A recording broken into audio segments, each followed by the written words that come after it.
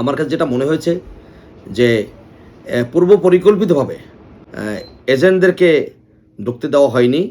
বিশ্বাস ছিল যে যদি ফেয়ার অর্থাৎ ক্রেডিবল ইনক্লুসিভ নির্বাচন হয়, সেক্ষেত্রে ধানের শীষের যে মনোনীত প্রার্থী জনাব শফিকুল ইসলাম খান মিল্টন বিপুল ভোটের ব্যবধানে জয়লাভ করবেন। এটা কিন্তু বিএনপি নেতাকর্মীদের মধ্যে একেবারে বদ্ধমূল ধারণা এবং বিশ্বাস, এবং তারা অনেক পরিশ্রমও করেছে আমি দেখেছি। যেহেতু আমি ওই এলাকার বাসিন্দা, ওই এলাকার স্থায়ী বাসিন্দা, আমি সেই হিসেবে আমি প্রতিটি এলাকায় যাওয়ার সুযোগ হয়েছে, আমি দেখেছি। কিন্তু এইখানে প্রশাসনেরও ব্যাপক প্রভাব বিস্তার করার বিষয়গুলো আমাদের নজরে এসছে। যেমন দাঁড়িপাল্লার যে এজেন্ট, তারা কিন্তু যথাসময়ে প্রবেশ করেছে এবং ধানের শীষের এজেন্টদেরকে 7:30টার আগে প্রবেশ করতে দেওয়া হয়নি। এখন 7:30টায় ভোট শুরু হবে, তার আগেই এজেন্টদের কিছু ফর্মালিটিস থাকে। তিনি প্রিজাইডিং অফিসার, সহকারী প্রিজাইডিং অফিসারদের সাথে তারা পরিচিত হন।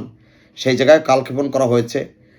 পাশাপাশি সশস্ত্র বাহিনীর সদস্যদের একেবারে অনেক সেন্টারে মারমুখী আচরণ ছিল, আমরা দেখেছি। আমি যখন পেশাগত জায়গা থেকে কয়েকবার ভোট সেন্টারে গিয়েছি বিভিন্ন জায়গায়, পেশাগত কারণে আমি কিছু অ্যাক্সেস পেলেও যারা বিএনপি নেতাকর্মী তাদের সাথে প্রশাসনের বিভিন্ন পর্যায়ের সশস্ত্র বাহিনী, সিভিল প্রশাসন, পুলিশ অসহযোগিতা করেছে আমার চোখে দেখা। সুতরাং এই 12টি ভোট সেন্টারের কথা আমি বলবো, সেখানে একেবারে অসহযোগিতা করা, মারমুখী আচরণ এবং সেনা সদস্যদের কারো দায়িত্বশীল সেনা সদস্যদের কারো আচরণ অত্যন্ত রূঢ় ছিল, আমি দেখেছি। এবং ঢাকা 15 আসনের আপনি দেখবেন একজন নেতাকে কিভাবে নির্দয়ভাবে পিটিয়ে আহত করা হয়েছে, এরকম অনেক জায়গায়।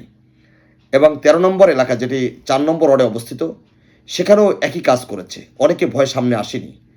তো পূর্ব পরিকল্পিতভাবে আপনি যেটা বলেছেন যে জামাতের আমির ডক্টর শফিকুর রহমান নিজেও শঙ্কিত ছিলেন, কারণ ওই এলাকাটি হচ্ছে বিএনপি অধ্যুষিত। এখানে বেগম খালেদা জিয়া 91 সালে নির্বাচিত হয়েছেন এবং এখানে জামাতের ওই ধরনের উল্লেখযোগ্য নেতাদের মানুষ চেনেও না, জামাতের নেতাকর্মীদের মানুষ চেনেও না।